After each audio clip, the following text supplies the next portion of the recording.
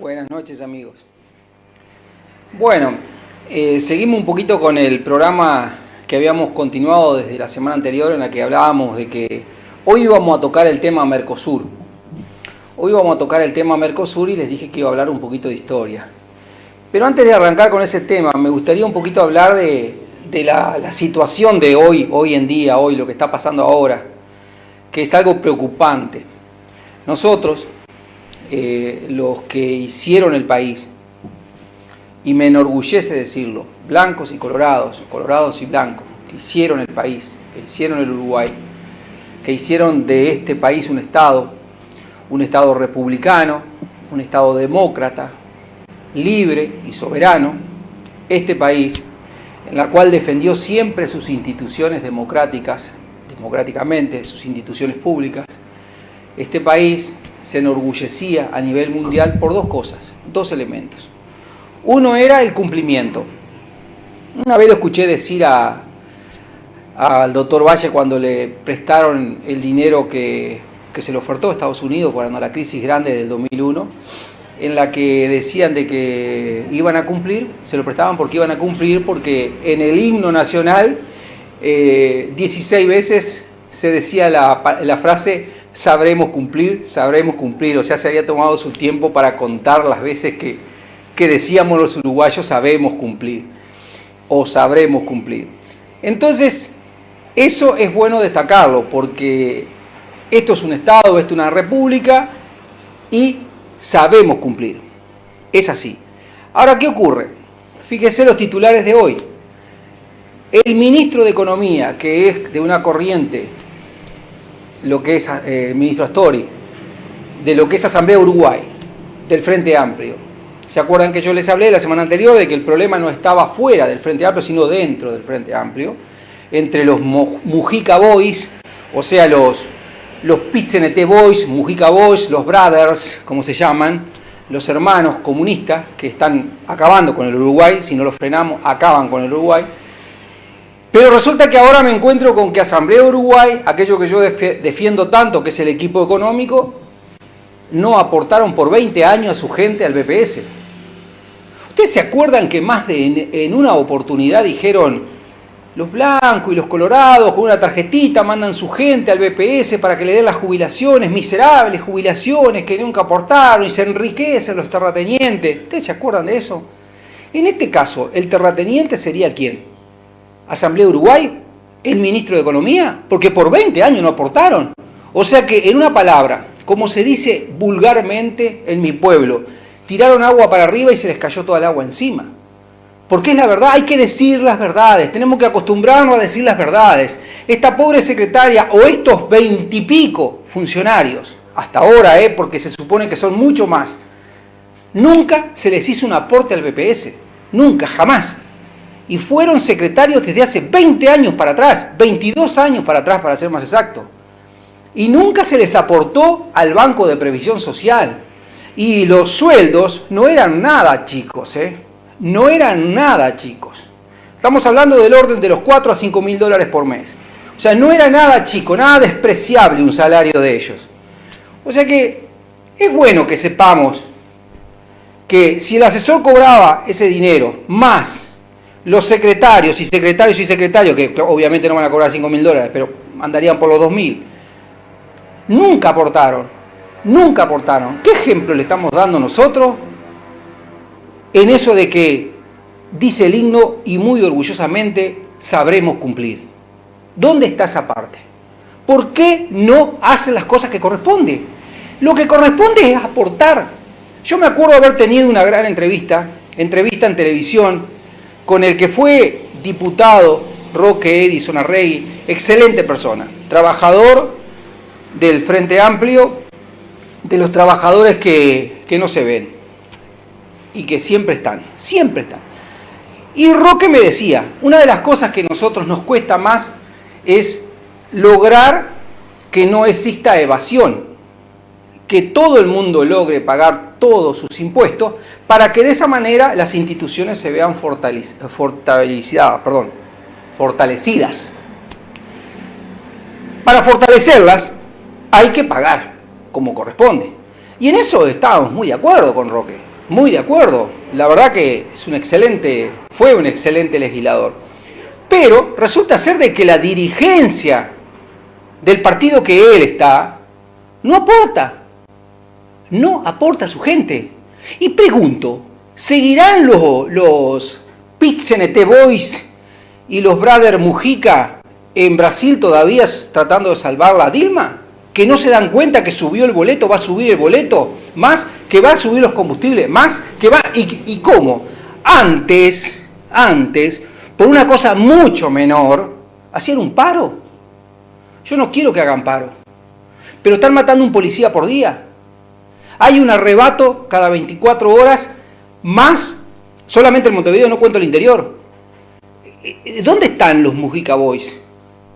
¿Dónde están los PIT-CNT Boys, los Brothers Mujica, PIT-CNT? ¿Dónde están? ¿Están con Maduro en Venezuela? El PIT-CNT no tiene que estar defendiendo los salarios de la gente, no tiene que estar defendiendo el poder adquisitivo de cada uno de los obreros, no tiene que estar defendiendo los obreros.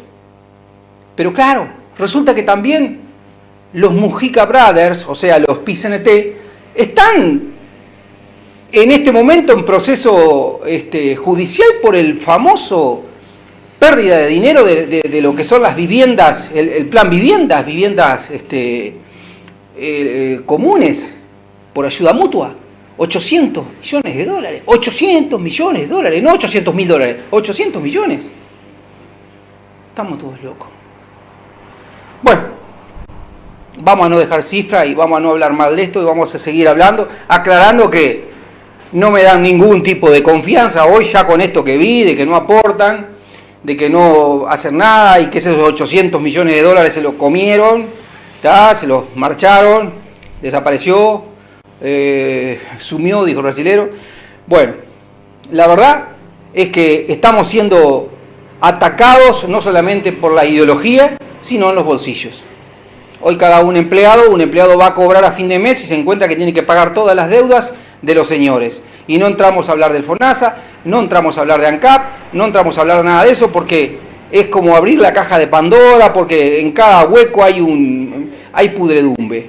Y lo que es peor, sabe que hace 12 años que está en el gobierno y se quejan de los 180 años que cumple el Partido Colorado ahora, de los 180 años que existe en democracia, en la cual las primeras elecciones. Yo no entiendo cómo es que hay gente que todavía sigue pensando de que la solución está en los Mujica Brothers, o sea, PIT-CNT, y los PIT-CNT Boys, que son los chicos que hacen sus viajecitos, los pueden ver en los videos, paseando por el lago de Suiza y haciendo una reunión de la OIT. Bueno, están defendiendo no sé qué cosa.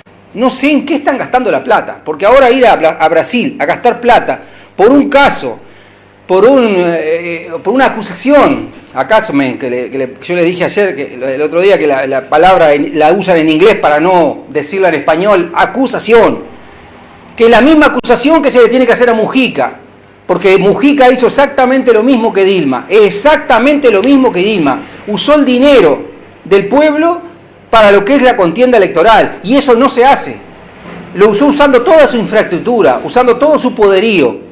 ¿Para qué? Para lograr esto, que es que hoy estemos en un 4 puntos debajo en lo que es el coeficiente de ingresos públicos, o sea, la pérdida que tenemos. Las empresas públicas están en déficit, todas están en déficit, ninguna aporta al Estado. La enseñanza, lamentablemente, la tenemos a la nieta de Hellman, el peor asesino de Montonero, la tenemos de diputada y sacó un proyecto de ley en la cual no se le ayuda más lo que es beca, esas cosas. Pobres nosotros de acá del interior del país, que nosotros podemos mandar a nuestros chicos y nos ayudan porque no tenemos plata. Por lo menos en como era anteriormente, los comedores, las becas estudiantiles, ir, por ejemplo, a la facultad y tener determinada ayuda por el hecho de solo ir y venir todos los fines de semana. No tenemos nada, ya está, ya. No les interesa que estudiemos. O sea, les interesan burros. ¿Saben por qué les interesan burros? Porque los burros son fáciles de dominar, mientras no se empaquen, Porque cuando se empacan, le pasa lo que le pasa a mí. Yo me empaqué y dije, no, esto no va más. Esto se acabó. Esto tenemos que denunciarlo.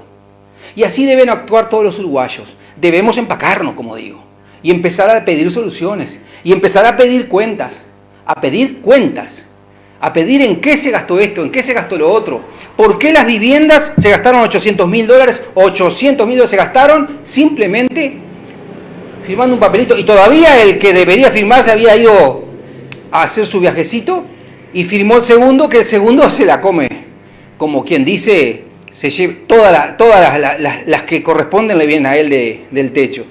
Y ahí está la justicia, pobre hombre, no sabía ni qué firmaba. Porque es la verdad, esto lo manejan los Mujica Boys, los PCNT Boys, los Mujica Brothers, como digo. Bueno, vamos a seguir un poquito con el tema para no calentarnos, porque la verdad que a mí cuando tocan el país mío, mi querido Uruguay, me caliento. Dijimos que íbamos a hablar un poquito de Mercosur. Y le largué una fecha, porque me gusta mucho la historia y es bueno que todos sepamos una historia. Ustedes saben que en el año 1805, en octubre de 1805, para ser más exacto, las fuerzas de Napoleón, porque Napoleón había unido fuerzas con España, logran presentarse en batalla a enojo de Napoleón, porque fue el brigadier de la columna francesa quien tomó la decisión de ir a batalla. Batalla naval me refiero, ¿no? ¿Por qué? Porque Inglaterra los tenía totalmente sitiados. A tiempo de que Napoleón les invadiera Gran Bretaña, porque era lo que iba a ocurrir. Napoleón estaba buscando la manera por donde entrarle, pero pues teníamos agua en el medio y en las aguas el almirante Nelson era lo más grande que creo que en la historia hasta ahora no conozco una persona más estratega que él. O sea, no he visto en la historia otro más estratega que Nelson. Entonces, ¿qué ocurre? Cuando Napoleón ve que no cumplen la orden de atacar, manda al relevar al contraalmirante de las fuerzas franco-españolas. El tipo sabiendo, un tipo muy joven, de la tercera línea vamos a llamar, porque Napoleón se encargó de echar a todos los mejores, porque no era que eran nabos los franceses navegando, no, los españoles tampoco. Pero Napoleón era muy especial, y quien no hacía lo que él decía y lo echaba. Entonces, directamente la primera línea fuera, que eran los capos, estaban en sus casas. La segunda línea, que eran los que sabían de la primera línea, también. Entonces los tenientes que estaban allá abajo fueron los que comandaron la batalla. Este señor, viéndose y con el temor de Nelson, porque ya había luchado en Egipto con él, en el Nilo, perdón, estaba bien dicho Egipto, en el Nilo, entonces dice, bueno, le tengo miedo. La verdad que él soñaba, tenía pesadillas con Nelson. Y bueno, tomó medida de salir a la guerra. Salió a la guerra y se encuentran en Trafalgar. Tenían numerosas embarcaciones preparadas para esto. Y venían con todo, franco-española. Y bueno, el almirante Nelson, sabiendo y preparado, tomó las represalias del caso y atacó. Pero atacó de una manera muy especial. Rompió todos los esquemas que había militares o navales de la época para atacar. Las escuadras generalmente iban en líneas y se atacaban en línea. Bueno, este atacó verticalmente. Directamente atacó al medio. Entró en el medio de la línea y con los cañones de los dos lados empezó a destruir. No le voy a contar toda la batalla porque es muy especial, además de mucha sangre, fue una batalla muy fuerte, muy fuerte. Mire que del lado español se perdieron más de 4.000 y pico de vidas, y del lado inglés se perdieron 200 y pico de vidas. O sea, fue una empedernida batalla. Bueno, ahí muere por un balazo de un español que estaba arriba en el palo del barco, que le tira a Nelson, le entra la bala en el hombro y le corta toda la espina dorsal y cae ya a las 5 horas para morir. Que todavía cuando cayó en batalla, porque él andaba sobre la cubierta, para que no lo vieran, porque era un signo de fuerza, pidió que le taparan la cara cuando lo llevaban generalmente debajo de la cubierta era donde se atendían a los heridos. Y al médico él le dice, mire doctor, vaya a atender a los otros, yo ya estoy liquidado. sentí cuando me quebraron el espinazo, y listo, así de claro lo dijo. ¿Qué pasó? España y Francia estaban unidos. Y acá en Uruguay, acá en lo que es el Cono Sur, España predominaba, tenía el virreinato del Río de la Plata. Cuando Napoleón toma preso el rey de España, esto quedó acéfalo, porque los virreyes no sabían qué hacer. La monarquía se había quebrado. Por lo tanto, los ingleses, que ya habían dominado a los españoles y a los franceses, hicieron un pacto con los portugueses y se vinieron a hacer negocios acá, porque el fuerte de ellos era el negocio. El negocio, el comercio era la fuerza de ellos. Y como veían que en Buenos Aires, en Argentina, estaba la demografía más grande y había la posibilidad de expansión más grande y la riqueza más grande la podían extraer de ahí, porque había oro, había plata, según lo que había, entonces el negocio redondo estaba en la América, en hacer la América. Entonces, en ese momento, Portugal, recuerdan ustedes que había ido a la ciudad de Colonia del Sacramento, está todo lo que ya sabemos de la historia. ¿Qué hacen? Y hacen lo que es el principio del Mercosur, lo único que de contrabando.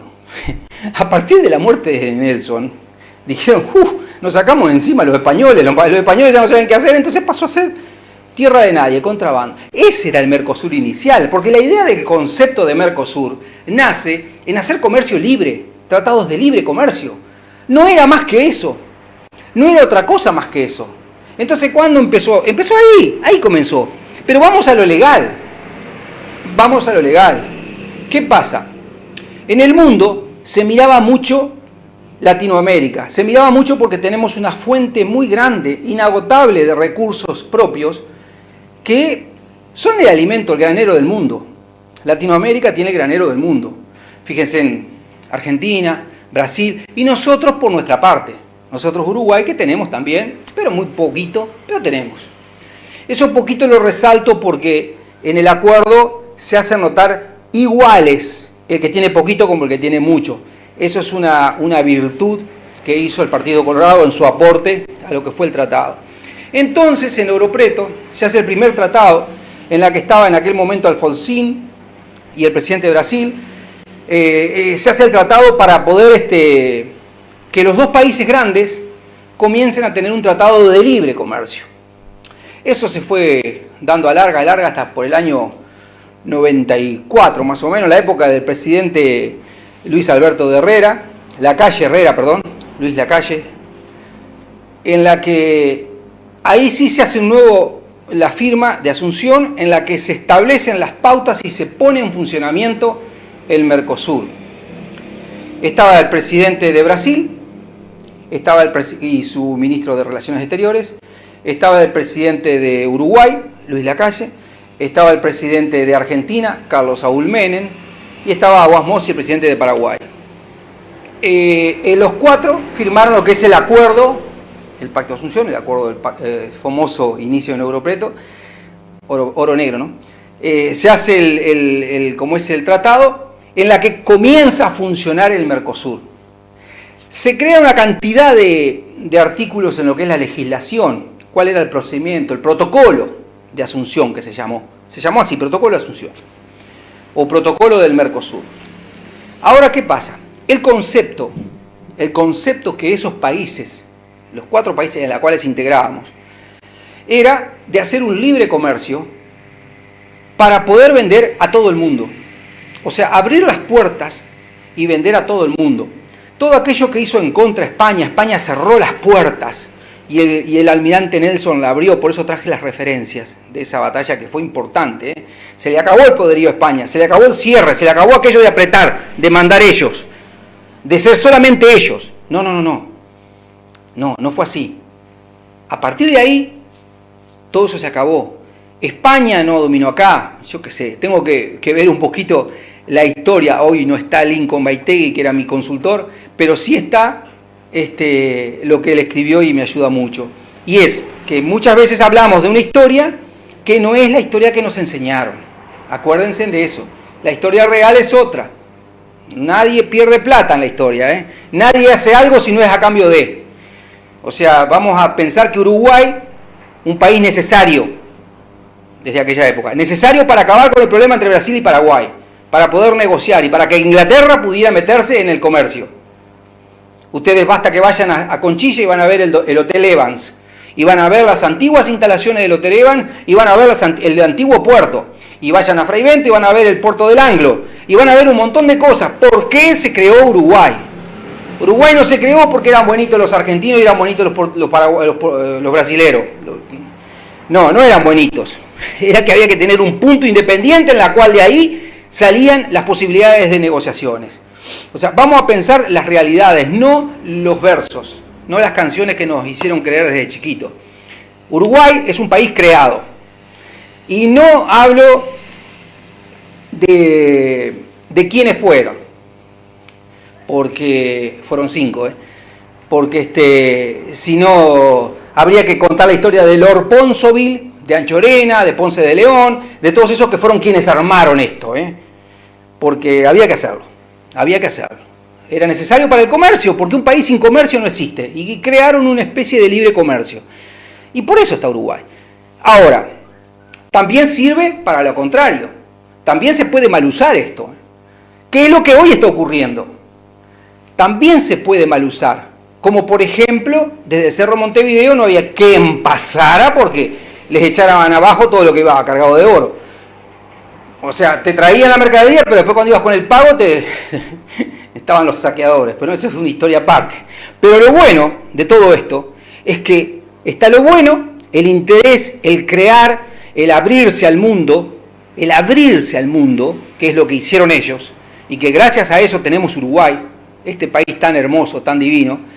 Gracias a ellos tenemos esto, pero lo que no tenemos es vulnerabilidad ante la posible agresión propia e interior, porque nunca pensamos que de nosotros iba a surgir un problema. Y surgió un problema. Hoy en el Mercosur, dadas las condiciones establecidas de hace 10 años para atrás, en la que el presidente Chávez pide su inclusión en el Mercosur, países netamente socialistas comunistas, en la que el presidente de Brasil, vamos a pensar que no es Dilma, ¿no? Pero el presidente de Brasil pide la inclusión, no quiere que lo excluyan a Venezuela. ¿Ajá? Argentina, con Cristina Fernández de Kirchner, pide que también se incluya a Venezuela. Paraguay, que dice que no, porque estaba con el tema de como es de Lugo, estaba medio complicado, ¿no? Estaba medio complicado porque hicieron las cosas mal, porque como no era socialista, bueno, todos los problemas que todos sabemos, que lo excluyeron a Paraguay, así de un dedazo para afuera, y era uno de los países fundadores. Acuérdense que el tratado se hizo en la Asunción del Paraguay. O sea que eso fue una gestión mala. Pero Uruguay también, estaba Mujica. Entonces, ¿qué pasa? Ocurre que en vez de hablar de libre comercio, hablaban de ideologías. Y eso es lo malo. ¿Qué hicieron con el Mercosur? Crearon un frente ideológico para ir a atacar ¿a quién? Al grande, que lo consideran grande, que es Estados Unidos. Y Estados Unidos no es el grande es el mundo. Y ellos se fueron pensando en ideologías netamente marxistas que no existieron, que desaparecieron con 70 años de vida en la Rusia, pero ellos continúan con esa melancólica idea de que, bueno, había que ayudarlo a Maduro, había que ayudarlo a Dilma porque estaba con un proceso en la cual su presidente anterior estaba preso, y había que ayudar. Y empezaron con esas estupideces que no son cosas de Mercosur. ¿Qué era el Mercosur? El concepto de Mercosur era tratar de negociar. El tratar de vender todos nuestros productos al extranjero, el tratar de vender todo lo nuestro a Europa. Pero justo cuando se hace el Mercosur, y mire la diferencia, que le voy a mostrar dos diferencias que son paralelas. Una, cuando se hace el Mercosur, también los países asiáticos, como en el caso Indonesia, Vietnam, todos esos países Indochina, todos esos lugares que estaban en el sudeste asiático, esos países también, sin comerla ni beberla, empiezan a tener un libre comercio. Pero lo hicieron de forma seria. Dejaron de lado su ideología. apostaron a tres cosas básicas. Educación. Yo tengo un sobrino que está en Indonesia por mi hermano, que por la fundición de Pluna se fue como piloto allá, porque son todos un montón de islas, entonces todos se hacen avión. Entonces tiene sus hijos, y los hijos saben 3 idiomas, y son pichoncitos, 4 años y 3 años, y ya están sabiendo 3 idiomas. El idioma nativo local, el inglés y por supuesto el español. O sea, ¿cómo podemos lograr entender que en esos países donde todo el mundo cuando te habla te dice, se comen los monos, se comen los perros, se comen los bichos, esos son ignorantes? Ignorantes no. Son los tipos con el nivel más alto de conocimiento, en la cual Pisa, cuando va y le hace una entrevista, se queda anonadado porque ven el nivel altísimo que tienen de conocimiento. Apostaron a la educación. La seguridad vino siendo ya legendaria. Vos robaste, te cortaron la mano. Entonces, la ley del diente por diente, como se dice en la época de los egipcios, la ley esa, en esa época se siguió aplicando, porque ¿qué pasa? Una sola vez en tu vida, tenías la opción de perder una parte del cuerpo. La segunda vez era la muerte. Entonces vos te ibas a poner a robar. ¿Hoy vas a ir a robar allá? Ni en pedo, no existe el robo. Entonces, el segundo tema era la salud. Ellos apostaron a la salud, tienen una impecable salud, pero basada en dos temas que acá, por ejemplo, una vez lo hablé con Pablito Miranda, muchacho de acá de Mercedes que tiene una nena con problemas, un niño con problemas, en que me comentaba esto que también me lo ratificaba mi hermano. Están los hospitales que son legales, por decir así, medicina convencional, y está el hospital que es alternativo. Y los dos funcionan igual. Los dos tienen la misma manera. O sea, apostaron a la educación, porque la educación que viene ancestralmente por ellos, lo que hicieron fue oficializarla. La oficializaron, entonces de esa manera se ordenó la cosa. Se ordenó. Había una legislación, hay una legislación. Entonces, 3 cosas fundamentales hicieron. ¿Para qué esas 3 cosas? Para tener un comercio. Hoy hay que ver la cantidad, pero la cantidad enorme de fuentes laborales que hay en esos países que se creían pero ni los nombramos nosotros. Mientras que nosotros hicimos un tratado antes, nos sentamos a hacer leyes y después empezamos a hablar de ideología. Empezamos a hablar de política. Y el Mercosur se basó en hablar de lo bueno que era Maduro, lo bueno que era Chávez, lo bueno que era Dilma, lo bueno que era Cristina Fernández de Kirchner. Se olvidaron que Cristina Fernández de Kirchner se robaba todo y tiraba por los bolsos por arriba de los paredones su secretario. El otro trajo unos trenes que hay que verlo, los trenes que trajo, y cobró millones. Otro que hizo 12 veces una ruta que en la cual nunca ni existió la ruta. Una represa, ni existió, todo ese dinero, un afán de llevarse el dinero que sabe una cosa, para nosotros los cristianos, llegamos al mundo sin nada y nos vamos a ir sin nada. Como dijo el Papa Francisco, no he visto nunca un sepelio donde detrás venga camión de mudanzas. No hay nada, no nos llevamos nada. Entonces, el Mercosur, ¿qué es lo que hizo? El nuestro, en vez de, como el primer ejemplo, ahora enseguida del corte voy a contar el segundo ejemplo, pero el primer ejemplo, los países asiáticos, en el mismo tiempo que nosotros, crecieron en un 3000%, en un 3000%, mientras que nosotros decrecimos y hoy estamos muertos. Sigo después del corte.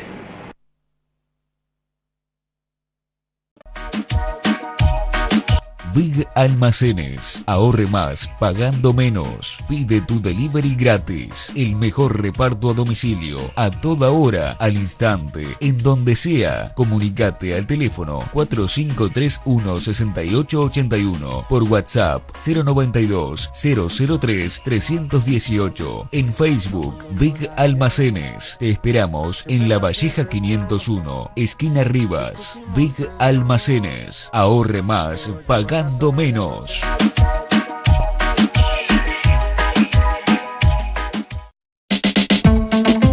¿Querés dinero gratis? Pedí el 0% de Creditel. Tu efectivo por un mes sin interés.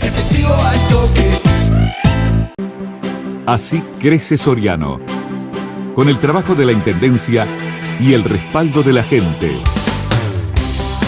Trabajamos permanentemente en el mantenimiento de más de 3.000 kilómetros de la red de caminería rural de todo el departamento. Con estas obras posibilitamos la salida rápida y segura de la producción de nuestros campos y una fluida comunicación en las zonas rurales. La Intendencia trabaja para todos, para que Soriano siga creciendo. Soriano, departamento fértil. Edifica Containers Modulares Vialidad. Contamos con un amplio y renovado stock en containers en las versiones secos, refrigeradores con y sin motor y open top. En Modulares edificamos acorde a necesidad del cliente. En Vialidad somos representantes exclusivos para Uruguay de la firma alemana Paskop Barrier System. Sistemas de contención vial avalados y certificados por las estrictas normas europeas. Somos proveedores directos. Celular 099 08 56 76. Mail consultas edifica@gmail.com. Edifica desde Mercedes para todo el país.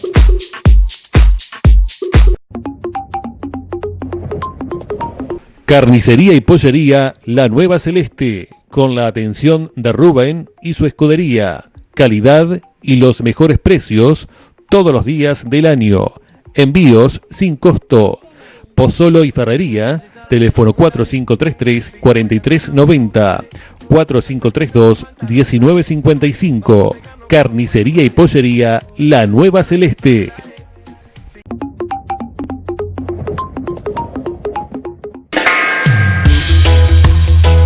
Esturión Parties, gastronomía para eventos en general. Te ofrecemos calidad y buen gusto. Elaboramos de acuerdo a tus posibilidades. Vamos a todo el departamento y ciudades aledañas. Teléfono 4532-9071. Celular 094-126-533. Mercedes.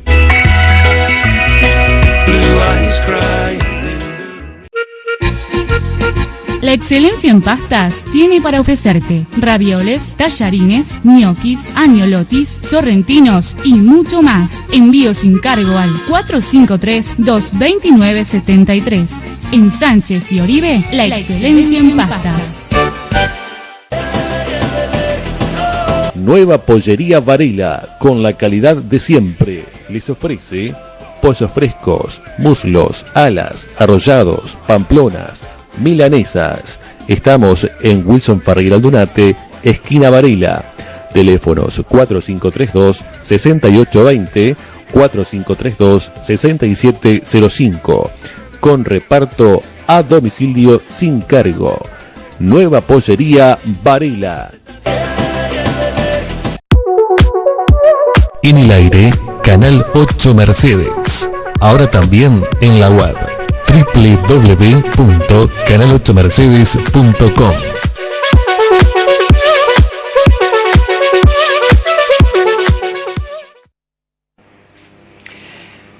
Segundo ejemplo. Gracias por mantenerse en contacto. Saben que le voy a hacer un comentario interesante. De la forma que tengo de hablar y de la forma que tengo de exponer, a mí me da un poquito de vergüenza, porque no es normal. Generalmente se ponen etiqueta y hablan todo esquemáticamente, y yo estoy totalmente desacartonado, digo las cosas como las tengo sueltas en mi cabeza, y bueno, como decimos los cristianos, mientras Dios me siga ayudando, esto va a seguir saliendo. Entonces les pido disculpas si a veces digo o hago algo que no es lo que éticamente corresponde. Pero lo bueno es seguir un poquito con el tema. ¿Qué pasa con el segundo ejemplo? Ustedes saben que cuando aparece el petróleo en Venezuela, aparece también el petróleo en Dubái. La cantidad es enorme. ¿Qué hicieron en África, en Dubái? crearon una ley, la primera, de que cada persona, cada habitante, como eran poquitos, debía comprar una joya todos los días. Todos los días debía comprar algo de valor. Porque era mucho lo que se ganaba con el petróleo. Era mucho. Pero no había que perderlo. Sabían que era agotable. Que algún día podía venir la mala. Y había que construir. Y había que generar industria. Y había que hacer edificios. Y había que hacer ciudades. Y había que hacer todo moderno, lo más moderno. Ustedes hoy van a Dubái y van a quedar sorprendidos. Van a quedar sorprendidos porque, por ejemplo, sabiendo que hay de día 55 a 60 grados de temperatura, hay algo que tuve la suerte de estar, hay un shopping que tiene 5 kilómetros de largo, 5 kilómetros de largo, en la cual hay de todo. Hoteles, bueno, ni que hablar, de primer nivel. Yo me sorprendía porque, por ejemplo, en el hotel, una toallita acá, una toallita allá, claro, porque la costumbre de ellos es siempre estar con cada cosa que tocan, lavarse las manos, cada cosa, y yo esa no costumbre no la sabía y la aprendí ahí, la tuve que empezar a aplicar porque me miraban feo, sino, bueno, eso sí, eso es saber usar los recursos, eso es usar con inteligencia. ¿Quiénes podían ir allá? Si usted se fija, por ejemplo, el gobierno argentino puso una embajada hace poco. ¿Sabe cuántos argentinos hay en Dubái? Y en su mayoría hay 200 argentinos, 200 familias. En su mayoría son pilotos, en su mayoría, porque ganan muy bien y están muy bien preparados. Uruguayos hay muy poco, muy poquito. Después, de otros países, hay 2 o 3 consulados que no son embajadas. La idea de Dubái es abrir embajadas, porque ellos quieren abrirse al mundo. Ellos quieren negociar con el mundo. Qué contrariedad, ¿no? Venezuela consiguió el petróleo en el mismo tiempo. Hoy Venezuela se está muriendo de hambre. Están en las calles, están peleando por comida. Primero empezaron a pelear por papel higiénico. No tenían papel higiénico, fue la primera señal. Después el gobierno de Mujica y de Lula da Silva, porque hay que decir también que Lula da Silva fue un promotor de esto. El gobierno, por eso digo los Mujica Brothers, porque eran todos los amigos, los hermanos de Mujica, hermano, los hermanos de Mujica, ellos ayudaban a que eso fuera mal. Y todavía con la palabra de Mercosur, de decir Mercosur, ayuda. No, Mercosur no se hizo para ayudar a nadie puntualmente. Mercosur se hizo para hacer comercio, para ayudar a los países, para venderle al mundo. No se hizo para ayudar a una ideología. No se hizo para crear que todo el aparato político ayudara, por ejemplo, cuando Bolivia, uno de los países que quiere asociarse, o se asoció, pero no es miembro. Chile no es miembro. Ecuador no es miembro. Colombia. Son países que son parte, son socios, pero no son miembros. Los únicos miembros son Paraguay, Uruguay, Venezuela, listo, Venezuela y Argentina. Los demás son socios. Ahora, ¿qué pasa? La idea, el concepto, era vender todo en masa, en mayoría, a el mundo, a todo el mundo que está necesitado. Principalmente se había apuntado a China, que China compraba muchísimo. Entonces, si nosotros teníamos un tratado de libre comercio entre nosotros y esos países, nadie nos podía, o sea, nos quitaban los aranceles. Era más fácil para el productor, era más fácil para aquel que laboreaba la tierra, para el productor que vendía, yo qué sé, que fabricaba zapatos, el que hacía ropa. Era una buena idea, tan buena idea que yo en aquel momento dije, bárbaro, con estos Sudantec que está en Colonia, que está cerrada obviamente, vamos a volver a venderlo, la tela de Sudantec que era la mejor del mundo. Vamos a volver a vender la lana, que era el segundo productor de lana del mundo, era Uruguay, de mejor lana, de calidad. Yo dije, bueno, acá vamos a volver, esto está bárbaro, esto está genial. Usando bien la herramienta, Uruguay hubiese sido un país próspero. Pero ¿saben qué? Uruguay se dedicó a hacer política, se dedicó a hablar de política. Y nosotros somos 4 gatos locos, que tenemos que alimentar una familia, y que esa familia es grande para lo que es Uruguay.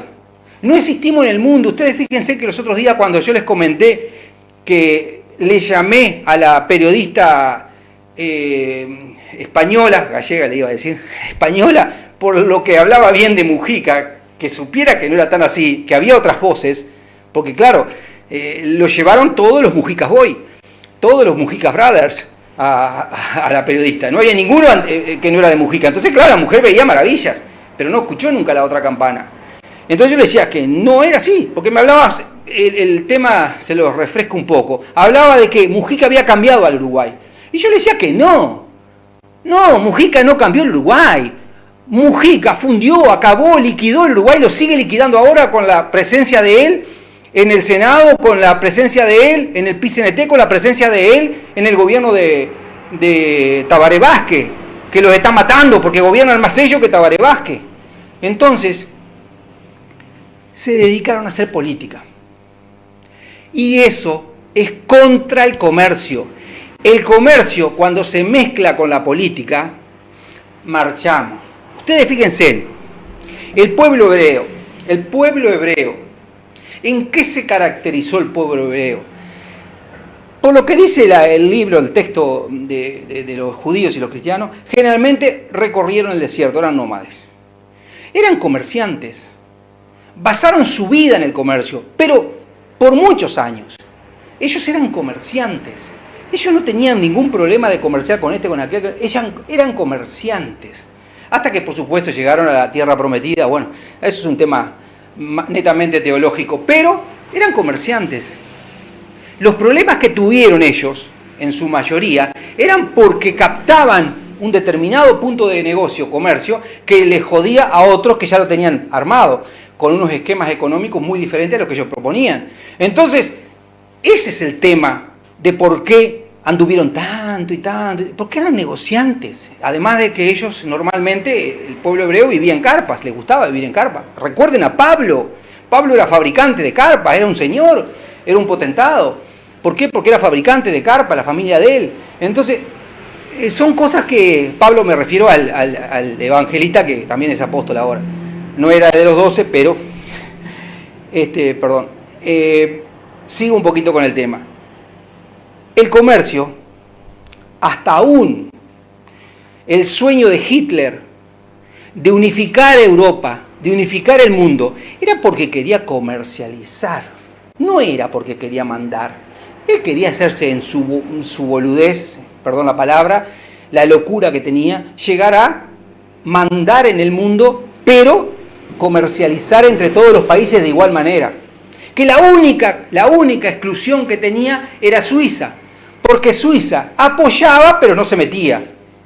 Hoy existe el mercado común europeo, estamos en esta época actual, y Suiza sigue apoyando pero no ingresa al mercado común europeo. Y ustedes me van a decir que vivos que son los suizos. No, los suizos no son vivos. Los suizos son así. Ellos tienen las cuentas bancarias, que todo el mundo dice, pero tiene cuentas en Suiza y todo lo demás. Está mal. ¿Cómo va a estar mal? ¿A quién le gusta que le lean la correspondencia? ¿A quién le gusta que le abran un sobre? ¿A quién le gusta que le sepan los secretos? Bueno, Suiza se los cuida. Yo no lo critico a los suizos. Yo critico a los nuestros, que decimos más de una vez, pero tenemos que las cuentas vistas. ¿Para qué? ¿Para qué? ¿Para qué queremos eso? Si tenemos maldad, si tenemos mala conciencia, si tenemos mala gestión, seguro que vamos a necesitar que nos miren las cuentas porque tienen que controlarlo. O sea, si estamos metidos en la droga, en la afán, en las mujeres, claro, eso sí, pero ya están tildados quiénes son, Ya se sabe quién es el narco, quién es ya se sabe todo. Porque es mentira que no se sabe todo. Basta que lo que estoy hablando se está sabiendo por teléfono. Hablo de comunicación telefónica y tengo el programa del Ministerio del Interior que está sabiendo que estoy hablando. O sea, todo se sabe. No es argumento el no estar, el no comercializar, el no abrirse al mundo. Ustedes fíjense, España se cerró al mundo. España se cerró de tal manera que logró esto que nosotros hoy por herencia lo tenemos y que ahí admiro, con todas las fuerzas de mi alma, admiro a José Valle y Ordóñez, porque José Valle y Ordóñez rompió con este esquema colonialista español en la que España trajo la religión católica.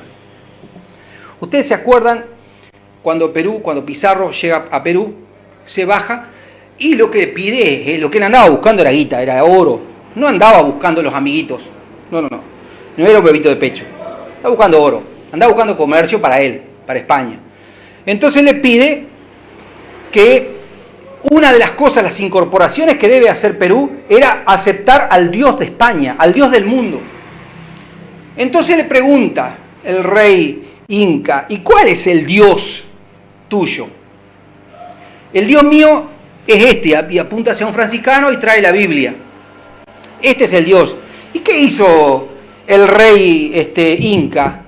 Tomó la Biblia, se la puso en la oreja así, un rato, y se la tiró. Y le dijo, tomá, tu Dios a mí no me habla.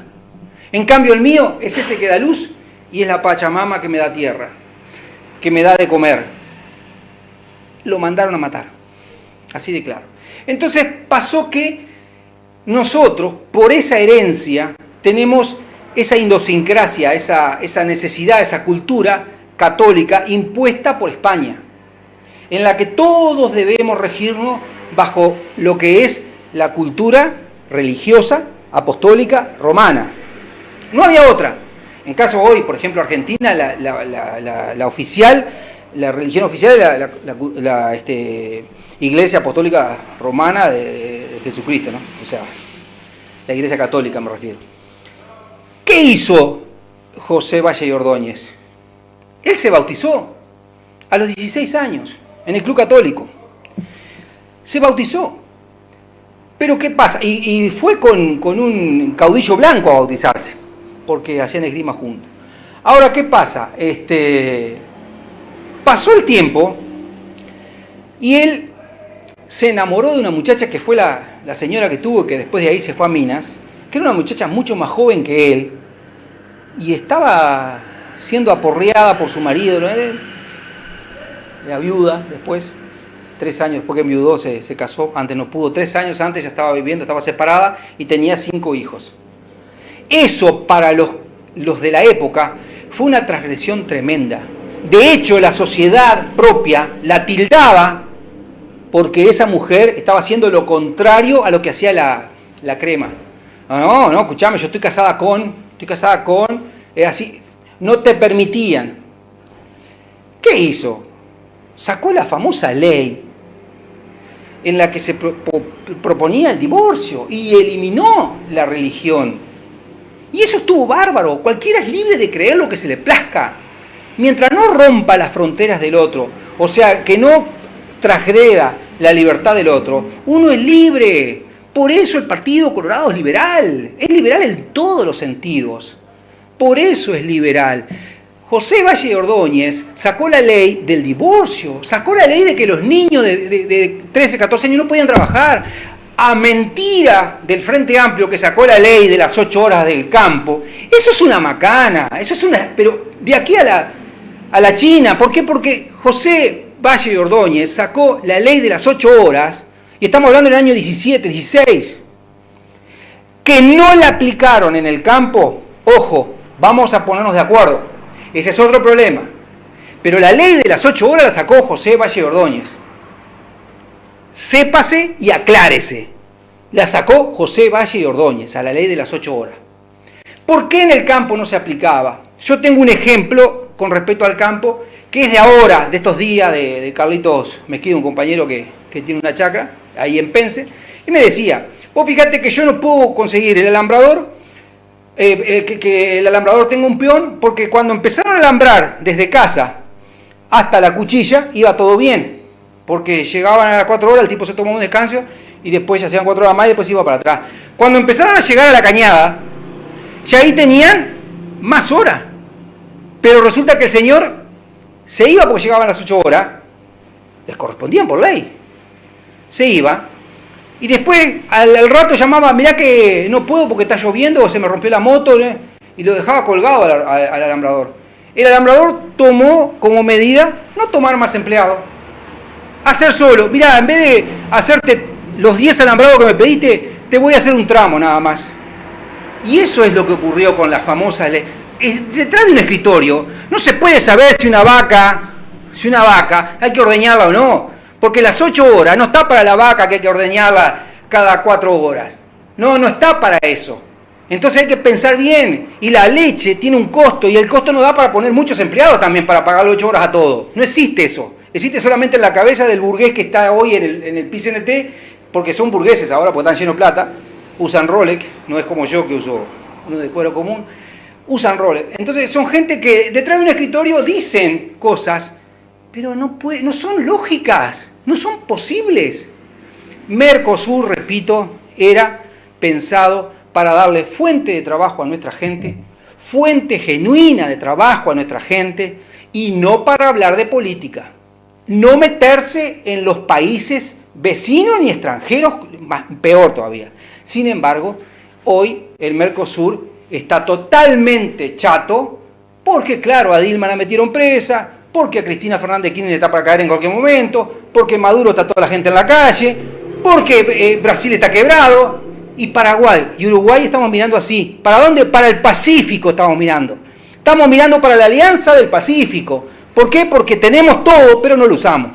No tenemos la cabeza suficiente para usarla. Porque queremos darle trabajo a nuestra gente. Y no se la podemos dar porque los Mujica Boy, los PICNT Boy, los Mujica Brother, PICNT Mujica.